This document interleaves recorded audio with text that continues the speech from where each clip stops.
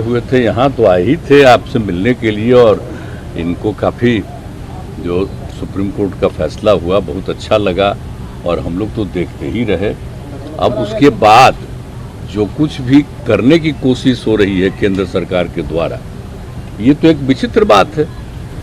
अब आप जरा संविधान को देख लीजिए, क्या अधिकार है। जब गवर्नमेंट बनाई जाती है, इलेक्टेड सरकार बनती है, तो उनको जो अधिकार दिया गया है उसको कैसे आप हटा सकते हैं?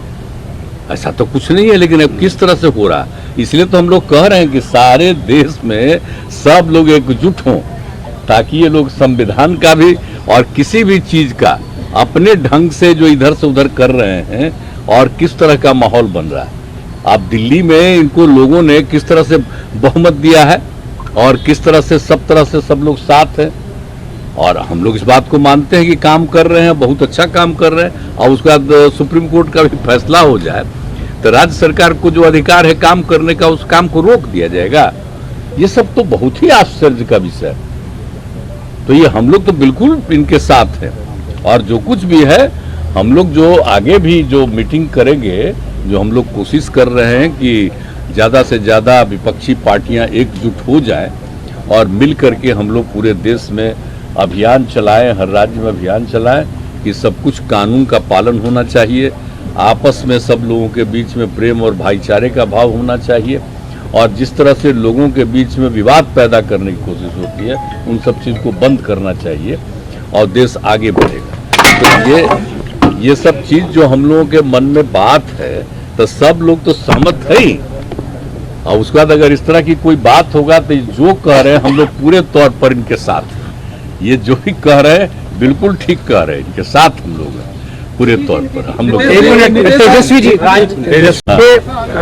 सारी बातें माननीय मुख्यमंत्री जी ने स्पष्ट रूप से कह ही दिया है।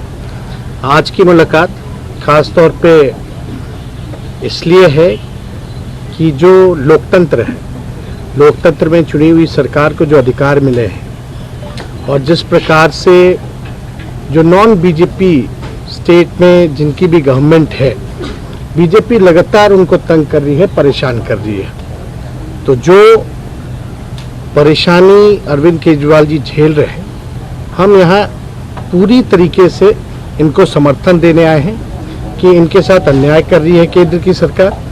और जब सुप्रीम कोर्ट का जब जजमेंट आ गया तो सारी चीज़ें स्पष्ट हो गई, तो कुछ कहने वाली कोई बात ही नहीं है। लेकिन जिस प्रकार से इनको तंग किया जा रहा है, या और दूसरे राज्यों में जिस प्रकार से केंद्र भेदभाव कर रही है उन राज्यों के साथ, तो ये कहीं से भी न्यायपूर्ण नहीं है। लोकतंत्र पर ये साफ दिखाता कि खतरा है। ये लोग संविधान को बदलना चाहते हैं, जो हर केस हम लोग मिल करके होने नहीं देंगे।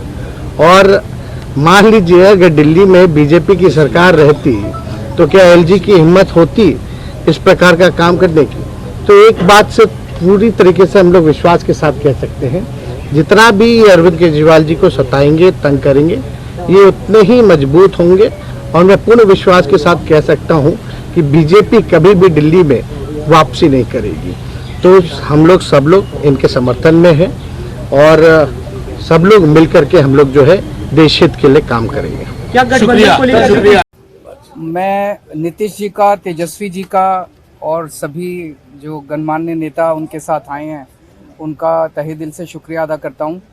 जो सुप्रीम कोर्ट का आदेश आया था, जिसमें सुप्रीम कोर्ट ने सारी पावर्स दिल्ली की चुनी हुई सरकार को दी थी, उसके बाद उसके 8वें दिन, सुप्रीम कोर्ट का आदेश आने के 8वें दिन, 8 दिन के अंदर उन्होंने अध्यादेश जारी करके सुप्रीम कोर्ट के ऑर्डर को पलट दिया, चुनी हुई सरकार की सारी शक्तियां छीन ली, सरकार को बिल्कुल पंगु बना दिया, और सारी ताकत एलजी को दे दी कि अब एलजी दिल्ली चलाएंगे। 5-0 से जजमेंट आया था, पांचों जजों ने, संविधान पीठ ने जजमेंट दिया था, उस जजमेंट को पलट दिया 8 दिन के अंदर। ये संविधान के खिलाफ है।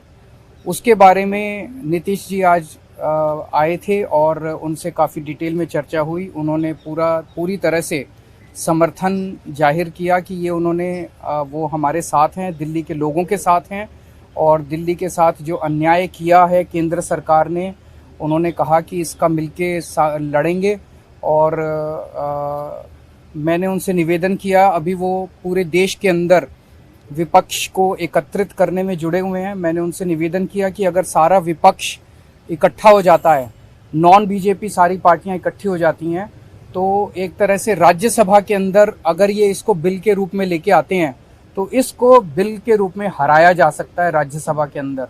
और अगर राज्यसभा के अंदर ये बिल हार गया तो ये एक तरह से 2024 का सेमीफाइनल होगा। फिर एक मैसेज चला जाएगा पूरे देश के अंदर, ये बिल अगर हार जाता है तो मैसेज पूरे देश में जाएगा कि 2024 के अंदर बीजेपी की सरकार जा रही है। परसों 3 बजे ममता जी के साथ मेरी कलकत्ता में मीटिंग है और उसके बाद एक एक करके मैं हर पार्टी अध्यक्ष से पूरे देश के अंदर मैं मिलने के लिए जाऊंगा। मैंने आज माननीय नीतीश कुमार जी से भी निवेदन किया कि वो भी सभी पार्टियों से बात करें और मैं भी एक एक राज्य में जाके एक एक नेता से मिलके राज्यसभा में जब ये बिल आए, इस बिल को हराने के लिए मैं सबसे फॉर्मली समर्थन मांगने के लिए। लाइव बिहार YouTube पर सब्सक्राइब और Facebook पर लाइक जरूर करें।